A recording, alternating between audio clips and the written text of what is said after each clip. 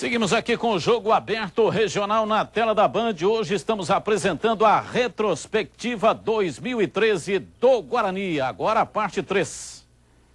O Guarani tinha a chance de amenizar a campanha ruim no Paulistão com a Copa do Brasil. Só que logo na estreia, derrota por 1-0 fora de casa para o modesto Confiança do Sergipe. Na volta, com o brinco de ouro interditado, o Bugre manda o jogo em Limeira. No último minuto, Fernando Gaúcho dá nova esperança ao torcedor e leva a decisão da vaga para os pênaltis. Mais uma decepção. Derrota por 4-1 e eliminação precoce na Copa do Brasil.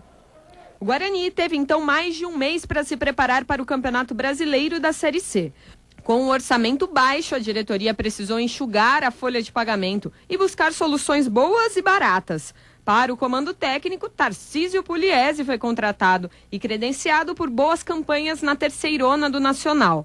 Junto com ele, chegou quase um time inteiro da Caldense, clube que o treinador disputou o Mineiro de 2013. A estreia bugrina na Série C foi sem grande empolgação. Empate sem gols com o Madureira fora de casa. Na segunda rodada, os alviverdes conquistaram a primeira vitória. O gol de pênalti de Wellington Simeão decreta o 1-0 sobre o Mojimirim. Os resultados magros continuaram na reta inicial do Brasileiro. A única vez que os bugrinos conseguiram uma vitória por mais de um gol de diferença foi na 8ª rodada, 2-0 sobre o Vila Nova no Brinco de Ouro. Mesmo com a economia de gols, os alviverdes terminam o primeiro turno na liderança do Grupo B. Olha, até então estava tudo bem com o Guarani. Não jogava bem, o futebol era horroroso, muito feio. Mas estava ganhando os pontos, fazendo uma campanha realmente excepcional e inclusive dando um indicativo de que o Guarani estaria na segunda fase da competição. O que a gente poderia destacar de mais importante, né? Extraindo depois o que aconteceu, mas nesse período aí que o Tarcísio Pugliese dirigiu a equipe do Guarani, o de mais positivo. Um esquema defensivo dos mais eficientes, uma defesa praticamente intransponível, com um goleiro que ficou aí praticamente 1000 minutos sem sofrer gol, no caso o Juliano, né? E um esquema que priorizava realmente não tomar gols, com aquelas famosíssimas 2 linhas compactas de 4 jogadores marcando, e o Guarani conseguiu, com isso, fazer um bom primeiro turno e que não foi repetido, que não teve sequência, depois daquele fatídico domingo à tarde, lá em Catalão, contra o Craque, onde o Wellington Simeão arrebentou o ligamento cruzado anterior, era o termômetro, era o ponto de estabilidade do time no meio-campo, tanto na qualidade de saída de bola, quanto na dinâmica pelas beiradas e também na recomposição rápida de marcação. Com a saída desse jogador, o Guarani foi até o final do segundo turno tentando encontrar um substituto e não encontrou. E com isso, o sistema tático foi sendo desmanchado, foi sendo diluído em função da falta de alguém para repor a altura, e o time entrou numa reta ou numa rota descendente e acabou, lamentavelmente, não conseguindo se classificar, ficando entre os 4 primeiros do grupo, o que rendeu a desclassificação antecipada, sequer, surpreendentemente, sem participar da segunda fase, da fase decisiva, que elegeu os 4 que subiram. Você sabe que eu passei durante todo esse tempo, de lá para cá, querendo entender o que aconteceu. Como é que um time passa de tão eficiente a tão ineficiente em menos de 60 dias, né? Eu tenho esse conceito de também acreditar que a saída do Simeão, ele acabou desgovernando a parte de segurança, a parte de mobilidade do time, a parte de qualidade. Mas entendo também, Batista, Tigrão e telespectadores, que faltou também muito jogo de cintura e conhecimento para o treinador Pugliese, para lidar com o problema. Ele não tinha um plano B. E um treinador, para levar um time à segunda divisão, para ter sucesso, ele tinha que ter um plano B. Tentou-se várias coisas e nada deu certo.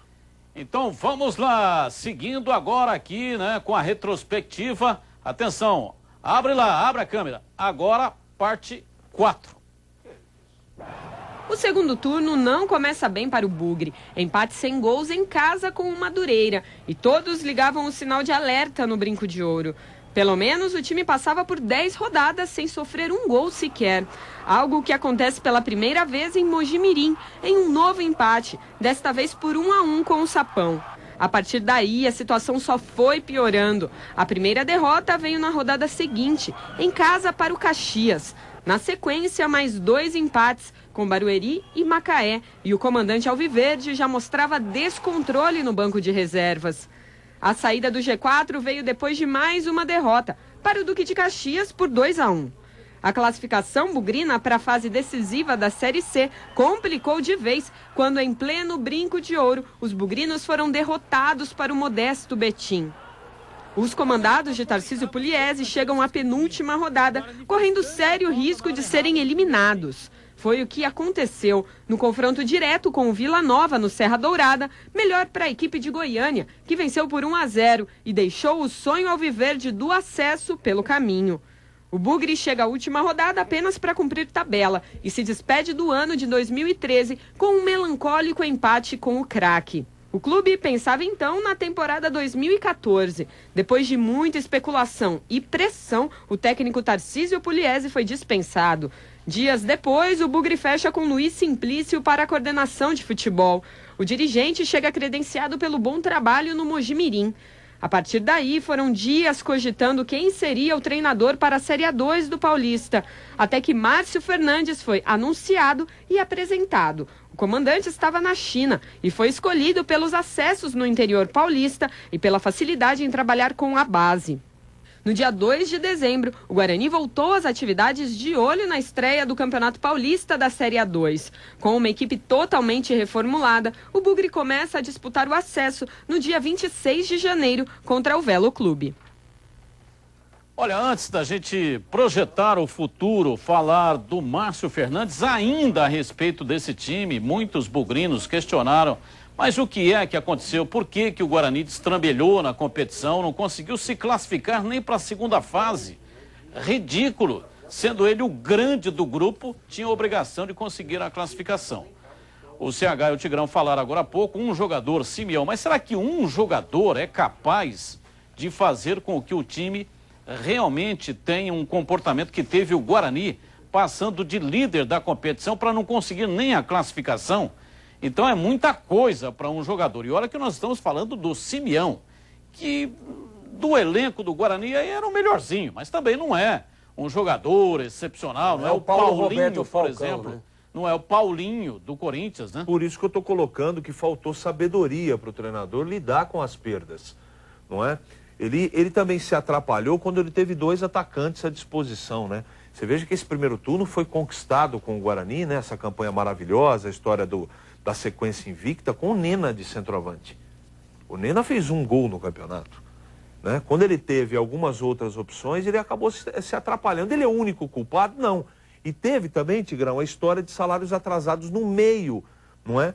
Dessa confusão toda. Mas o Guarani foi uma decepção no segundo turno. A falta de pontualidade nos salários depois de encerrado o primeiro turno contribuiu decisivamente, porque alguns jogadores que vinham rendendo, se não o esperado ou se não o exigido, mas vinham pelo menos fazendo um campeonato razoável. Caiu de produção. E eles caíram de ponta cabeça, sucumbiram, isso puxou o grupo para baixo. E um outro detalhe, agora a gente tinha uma maneira de atuar, né, que deu certo. Uma maneira extremamente conservadora, que na segunda parte do campeonato, quando aquelas mesmas equipes que foram enfrentadas no primeiro turno passaram a ser enfrentadas, elas já conheciam o modus operandi. O time ficou previsível, o time não surpreendia mais ninguém e essa queda generalizada de produção e de confiança. Porque quando os times que estavam embaixo começaram a encostar e a ameaça de não classificação passou a ser real, latente, o time parece que tremeu, amarelou, o time passou a não ganhar mais, o time passou a não render. Então foi uma queda vertical na mesma proporção, diretamente proporcional ao que foi o acesso, também vertical, a ascendência e o crescimento na primeira fase, depois da terceira rodada, quando surgiu naquele 1-0, gol do Simeão de pênalti, a primeira vitória na competição. Então o Guarani foi de extremos. E tudo que é extremista na vida, ou tudo que é das duas pontas, embaixo ou em cima, não dá certo. Tudo, em qualquer profissão, em qualquer tipo de procedimento. O equilíbrio é que comanda. Do mesmo jeito que subiu e não tomava gol, não perdia de ninguém, e invencibilidade, quando começou a tomar gol, pô, me toma 4 do Madureira, do Macaé. Tomou 4 gols em casa do Macaé, depois de ter ficado 1000 minutos sem sofrer gol. Então, a coisa descambou de uma forma muito radical, muito extrema. E isso mostrou o quê? Aquilo que falta para uma equipe vencedora. Negócio chamado equilíbrio. Você veja como é importante a experiência de um treinador. Eu não acho que o Pugliese é o principal responsável, não. Ele fez coisas boas também. Eu me lembro do ano que o Giba foi treinador do Guarani, e o Giba saiu do Guarani sem receber um tostão furado, não é? E teve uma semana antes do derby, que o presidente na época era o Leonel, entrou dentro do vestiário e disse para todo mundo que, olha, me desculpe, mas nós não vamos pagar mesmo. Campeonato Paulista do ano passado. Você lembra disso? Campeonato Paulista de 2012. E o que aconteceu? Não, me parece isso, Campeonato Paulista. E o que aconteceu? Estava virtualmente rebaixado e salvou o time. E salvou o time. Aí vem a experiência do comandante, de ter o plano B. Foi na Série B do Campeonato Brasileiro. Aliás, o Guarani ficou na gestão do Leonel Martins de Oliveira 7 meses Série B do Campeonato pagar Brasileiro. salário. E o Giba também, que não recebeu, e foi tudo para a justiça. E o Giba, os jogadores jogaram pelo Giba. Porque o Guarani vivia uma situação traumática, muito ruim. Teve esse episódio aí do derby, que o Leonel foi no vestiário e disse que não tinha dinheiro e não ia pagar. E o Guarani conseguiu escapar do rebaixamento. Coisa que não aconteceu no ano seguinte, né? Como foi o ano passado, 2012. Isso aí, o negócio do Giba foi em 2011. O Guarani subiu em 2008 com o Vadão.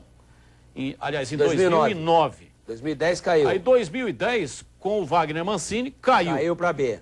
2011, Giba conseguiu segurar na raça, na coragem, na capacidade do Giba de controlar o grupo, né? Bicho só quando levava o grupo no bosque. Tinha jogador que dormia no chão lá, não tinha nem cama para dormir.